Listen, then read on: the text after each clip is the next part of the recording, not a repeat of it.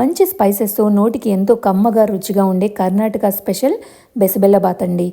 ఇది చాలా easy and healthy కూడా. హెల్దీ అని ఎందుకన్నానంటే దీంట్లో చాలా రకాల వెజిటబుల్స్ మనం యాడ్ చేసుకుంటామండి. నేనైతే ఈరోజు onions, carrot, beans, tomato, peas, potato అన్నీ వేసానండి. ఇంకా కనుక మనం దీంట్లో బెండకాయలు, వంకాయలు, సొరకాయలు ఉన్నా కూడా యాడ్ చేసుకోవచ్చు అనమాట. అన్ని రకాల వెజిటబుల్స్ వేస్తాం కాబట్టి చాలా టేస్టీ అండ్ హెల్దీ కూడా. దీంట్లో అన్ని వెజిటబుల్స్ వేసిన తర్వాత నేను పసుపు, 1 స్పూన్ బెసబెల్లబాత్ మసాలా పౌడర్ వేసానండి. మీ దగ్గర కనుక బెసబెల్లబాత్ మసాలా పౌడర్ కనుక లేకపోతే సాంబార్ పౌడర్ కూడా వేసి ట్రై చేసి చూడండి, టేస్టీగానే ఉంటుందన్నమాట. ఆ తర్వాత ఇక్కడ మనం రైస్ని, పప్పుని కడిగి పెట్టుకోవాలండి. ఇక్కడ కొలత వచ్చేసి 1.5 కప్పు నేను రైస్ తీసుకున్నానండి ఈరోజు. దానికి 1 కప్పు పప్పు నేను యూస్ చేస్తున్నాను అనమాట. ఆ 1 కప్ పప్పులో కూడా 90% కందిపప్పు తీసుకున్నాను, 10% వచ్చేసి పెసరపప్పు తీసుకున్నానండి. ఇప్పుడు ఈ రైస్ని, పప్పుని బాగా వాష్ చేసుకొని కుక్కర్లో విజిల్స్ తెప్పించుకోవాలండి.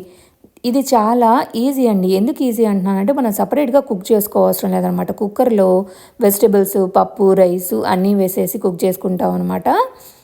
దీంట్లో వాటర్ వచ్చేసి కూడా కొంచెం ఎక్కువ పడతాయండి. రైస్కి మనం 1:2 రేషియోలో వాటర్ వేస్తాం కదా, దీనికి 1:3 వేసినా కూడా చాలా టేస్టీగా ఉంటుంది. ఎందుకంటే బెసబెల్లబాత్ కొంచెం మెత్తగా గుజ్జుగా ఉంటే చాలా టేస్టీగా ఉంటుందండి. చింతపండు కూడా నేను తీసుకున్నానండి. ఇక్కడ ఒక లెమన్ సైజ్ చింతపండు తీసుకొని దాన్ని చింతపండు రసం తీసి పెట్టుకోవాలన్నమాట. కుక్కర్ విజిల్ వచ్చేసింది, బాగా మెత్తగా ఉడికిందనమాట. ఇప్పుడు తాలింపేనండి దీనికి మెయిన్.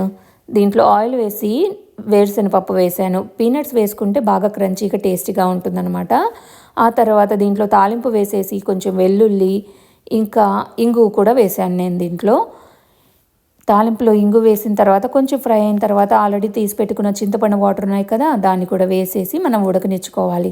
చింతపండు వాటర్ బాగా ఉడికిన తర్వాత ఆల్రెడీ ఉడకబెట్టుకున్న అన్నాన్ని ఆ చింతపండు వాటర్లో వేసి ఇంకో 10 మినిట్స్ మనం ఉడికించుకుంటే చాలా టేస్టీ అయిన బెసబెల్లబాత్ రెడీ అయిపోతుందండి. దీంట్లో ఒక 2 టేబుల్ స్పూన్స్ గీ కూడా యాడ్ చేసుకోవాలండి.